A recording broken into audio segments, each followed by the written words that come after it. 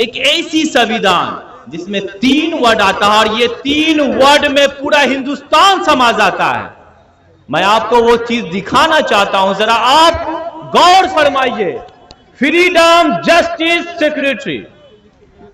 ये फ्रीडम लाखों लोगों ने कुर्बानियां देकर हमें फ्रीडम महफूज करवाई। हम जब संविधान की बुक पढ़ते हैं, जो हमारा पवित्र किताब है, सबों के लिए 2 किताबें इंपॉर्टेंट होती है। वो क्या है भाई? वो ये है कि आप जिस धर्म के मानने वाले लोग हैं, चाहे आप सनातनी हो, चाहे आप बौद्धिस्ट हो, चाहे आप इस्लाम यानी मुसलमान हो, और सभी के लिए उसके देश का एक संविधान की बुक होती है, वो पवित्र किताबें होती है। उस किताबों पे लिखा हुआ रहता है कि मैं भारत के लोग, भारत को संपूर्ण पवित्र संपन्न तरीके से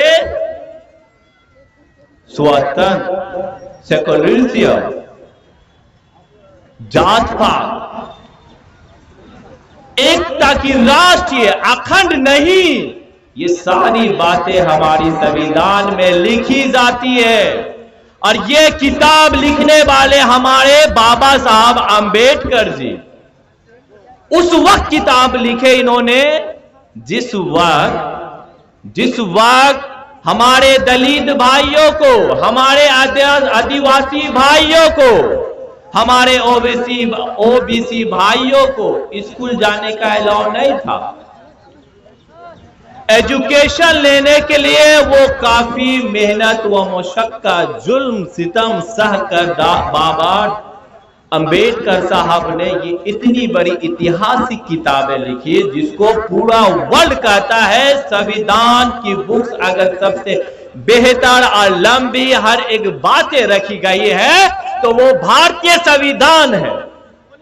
आज हमारे सदस्य कुछ बता रहे थे कि हमें परमिशन नहीं दी गया। ये कहा जाता है कि संविधान बचाओ, वर्ड यानी शब्द हटाए। मैं पूछना चाहता हूं हमारे प्रशासन भाइयों से, क्या आज से पहले 10 साल पहले, 20 साल पहले क्या हम इस तरह की मुहैया करते थे? क्या इस प्रकार का हम आयोजन करते थे? हमें हमारी बहनें अगर हर एक फ्रीडम होता, कोई भी ड्रेस पहन के जाती है, लेकिन अब हमारी बहनें अगर कर्नाटक की कॉलेज में, स्कूल में बुर्का पहन के चली गई तो क्या तकलीफ है आपको? आखिर फिर आजादी किस चीज की? आदरणीय मैं प्रधानमंत्री मोदी जी का रिस्पेक्ट करता हूं क्योंकि वो हमारे प्रधानमंत्री है, लेकिन सही और गलत जो रहेगा तो हम तो बोलेंगे क्योंकि हमने भी वोट किया है।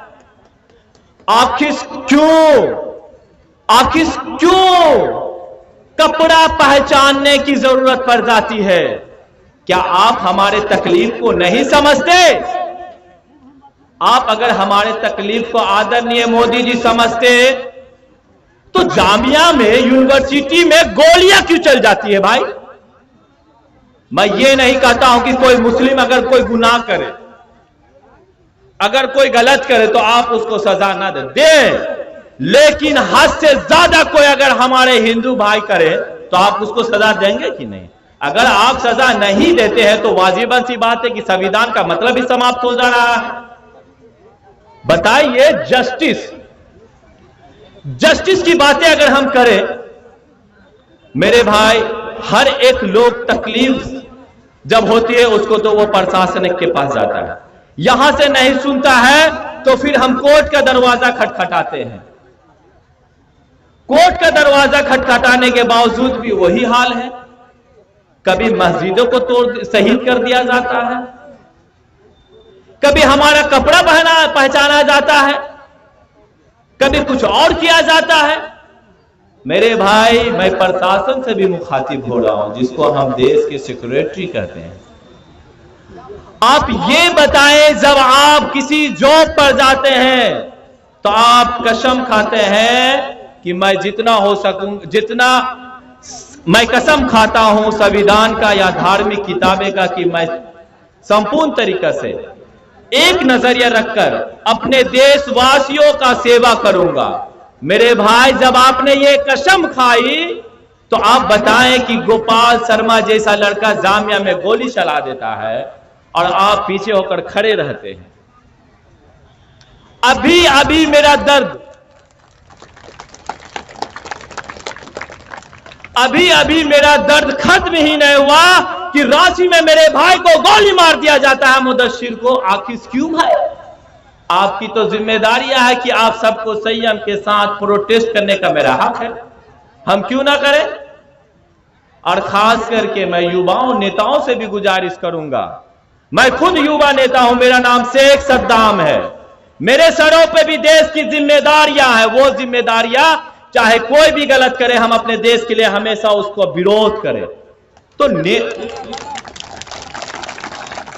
नेता बनना भी एक जिम्मेदारियां है।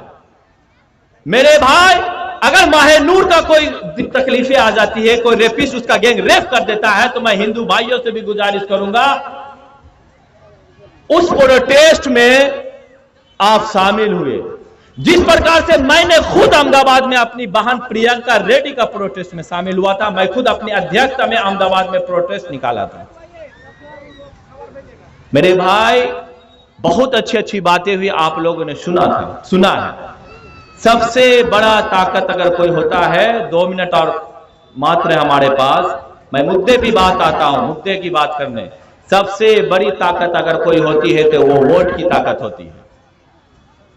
और वो वोट जब आप सब यहां पे आए हैं, खास करके मेरी बहनें भी आई हैं, मेरे भाई आए हैं, पिता समान लोग आए हैं, जब आप समाज में जाएं, आप आदिवासी भाइयों से मुखातिब होने का कोशिश करें, आप SC ST भाइयों से मुखातिब होने की कोशिश करें और उनको बोले जिस प्रकार से हमला किया जा रहा है। फ्रंट पे तो मुस्लिम है, फ्रंट पे तो मुस्लिम जरूर है, आपकी भी बारी है। अगर आपकी बारी नहीं होती तो रेलवे निजीकरण नहीं होता, आपकी बारी नहीं होती तो एयरवे निजीकरण नहीं होता।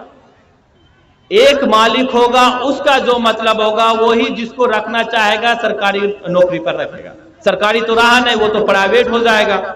इसी वजह से हम सब आदिवासी भाइयों से मिलने की कोशिश करें, उनको भी समझाने की कोशिश करें।